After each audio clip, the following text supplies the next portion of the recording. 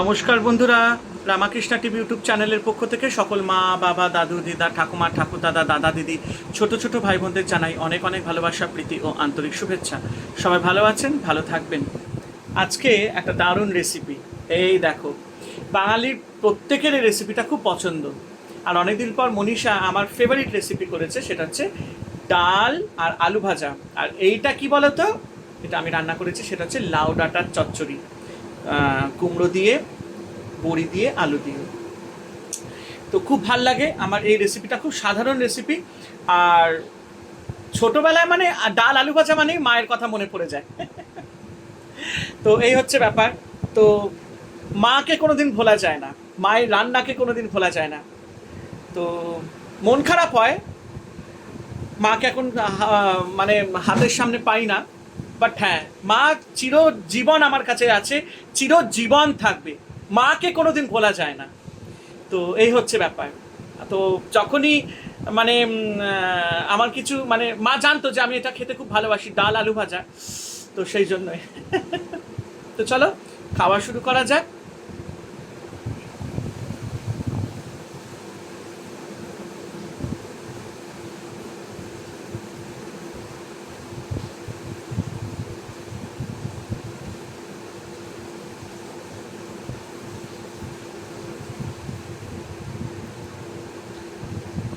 আমাকে অনেকেই জিজ্ঞেস করেছে, মানে কমেন্ট করে যে দাদা তুমি খাবার সময় কি মন্ত্র পড়ো। এক সেকেন্ড তারা হোল্ড করো।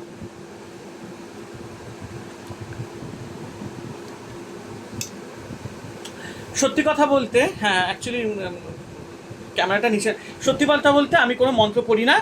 আমি 3-4টে ঠাকুরের নাম নিই, কারণ যার জন্য আমি পৃথিবীতে আছি তাদের নাম নিয়ে তাদেরকে ধন্যবাদ জানিয়ে আমি খাবারটা খেতে শুরু করি।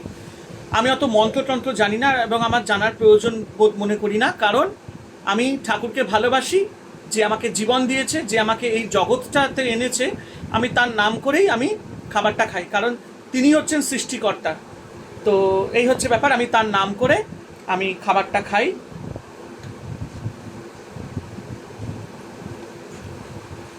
ডাল আর আলু ভাজা, একটুখানি ঘি পড়েছে ভাতে। দাঁড়াও এক সেকেন্ড। আসলে কি বলতো, এখন তো শ্রাবণ মাস, আমি ওই ঘরটাতে বসে খাই না, ঠাকুর ঘরটাতেই খাই আমি।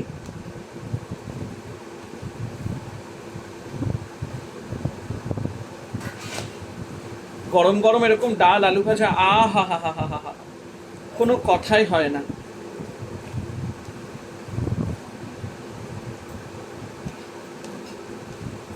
মা চটকে ভাত মেখে খাওয়াতেন, সেই দিন মনে পড়ে না। আমি কিছুতেই খাবো না, কিছুতেই খাবো না, ভাত খেতে একদম চাইতাম না। খুব টাইম লাগতো আমাকে খাওয়াতে। মারও খেতাম। দিদি পাশে বসে থাকতো,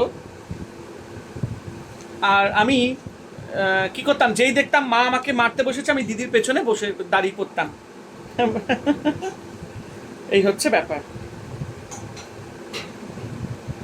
আর তখন ছোটবেলায় অনেক খেলনা বাটি টাটি থাকতো, তো দিদি সেই খেলনা বাটি করে রান্না বান্না করতো, মানে আমাকে ভোলাতো যাতে তাড়াতাড়ি করে খাবারটা খেয়ে নিই। মুখে ভাত নিয়ে বসে থাকতাম। তো এইসব কথা মানে ভোলার নয়, এগুলো ছোটবেলার স্মৃতি কথা। তো চলো খাওয়াটা শুরু করা যাক। আজকে কতদিন পর লাউ ডাঁটা চচ্চড়ি হয়েছে।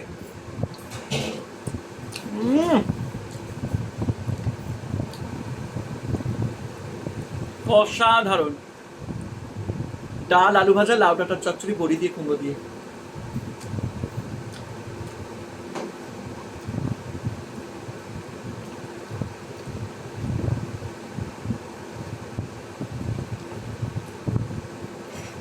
এইসব রান্নার স্বাদই আলাদা। বাহ।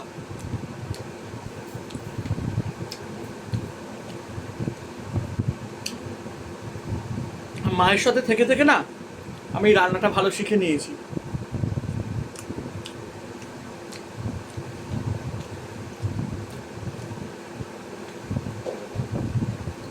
এসব খাবার খেলে মায়ের কথা খুব মনে পড়ে যায়। বাবা মা এমন একটা মানে কি বলবো, বাবা মার মতন কিছু হয় না পৃথিবীতে।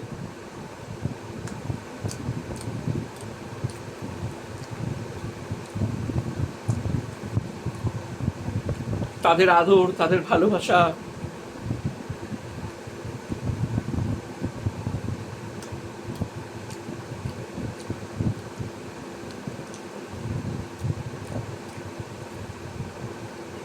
প্রতিটা মুহূর্তে বাবা মাকে মনে পড়ে। এই জন্য আমি সবসময় তাদের শেখানো রীতি রিবাজ মেনেই আমি চলি।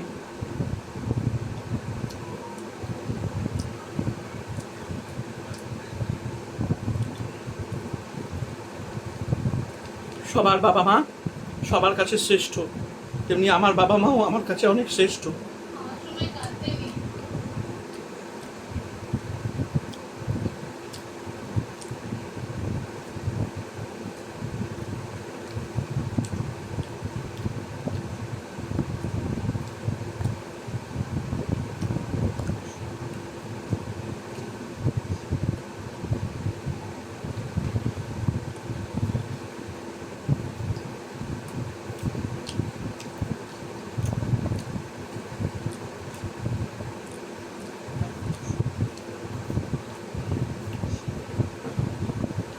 তাদের আশীর্বাদ আমার জীবনে সব সময় থাকবে।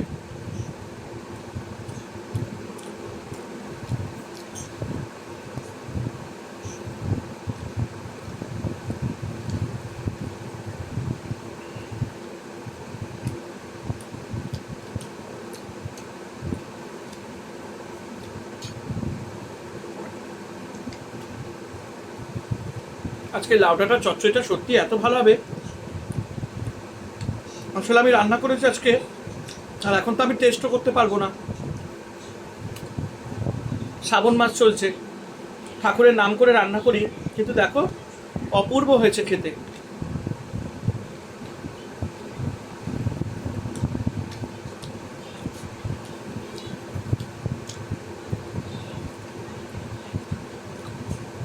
রান্না করতে করতে না এখন আন্দাজটা ভুলে গেছি, মশলা টশলা, নুন মিষ্টি।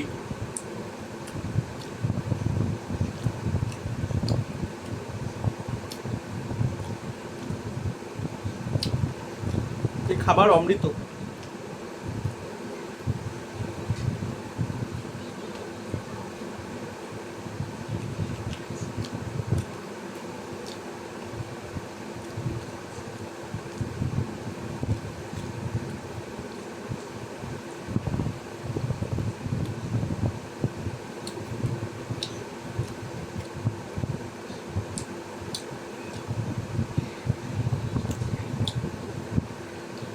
এক মিনিট, হ্যাঁ, এক সেকেন্ড।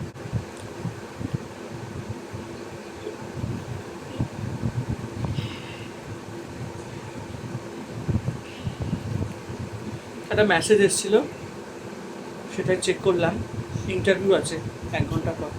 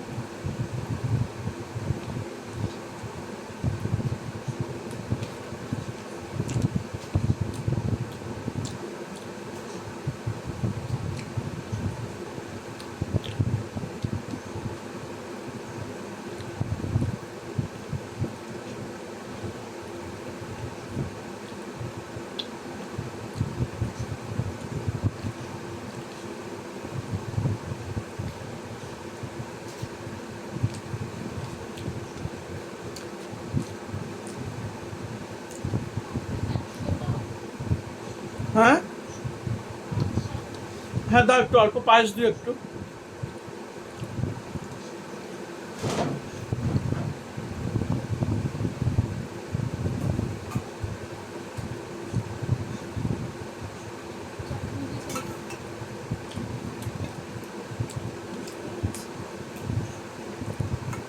আর না, আমাকে একটু পায়েস দিও।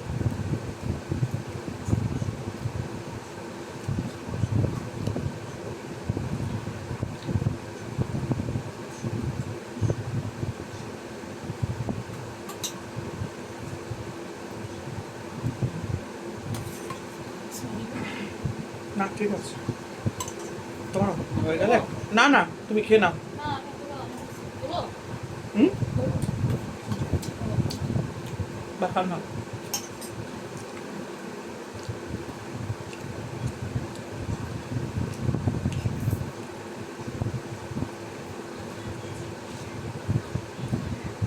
পরশু দিনের জগন্নাথের ভোগের পায়েস আমি বলেছি একটু রেখে দিতে, 2 দিন রেখে খেলাম।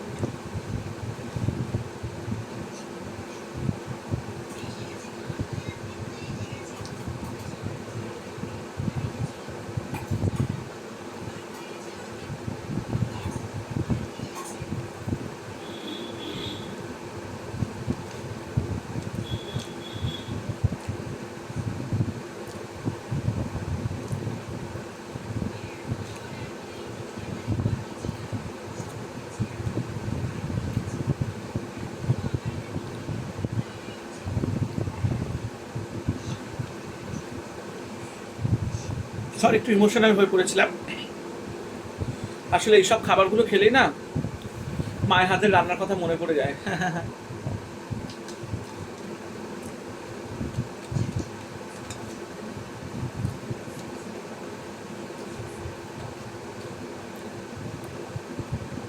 তখন খুব মিস করি আমি।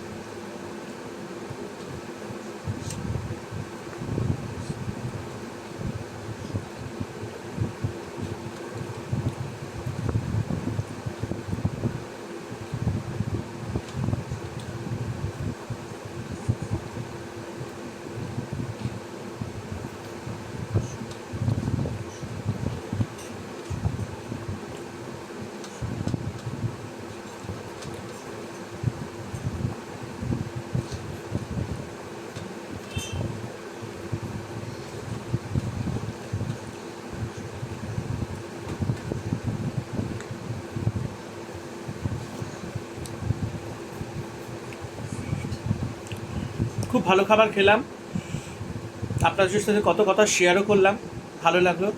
সবাই ভালো থাকবেন, আনন্দে থাকবেন, আর রামাকৃষ্ণা টিভি ইউটিউব চ্যানেলকে সাবস্ক্রাইব আর শেয়ার করতে কিন্তু ভুলবেন না। নোটে কাজটি মুড়লো, আমার কথাটি শেষ হলো, আমার খাবারটাও শেষ হলো। সবাই ভালো থাকবেন, আনন্দে থাকবেন, আর রামাকৃষ্ণা টিভি ইউটিউব চ্যানেলকে সাবস্ক্রাইব আর শেয়ার অবশ্যই করে দেবেন।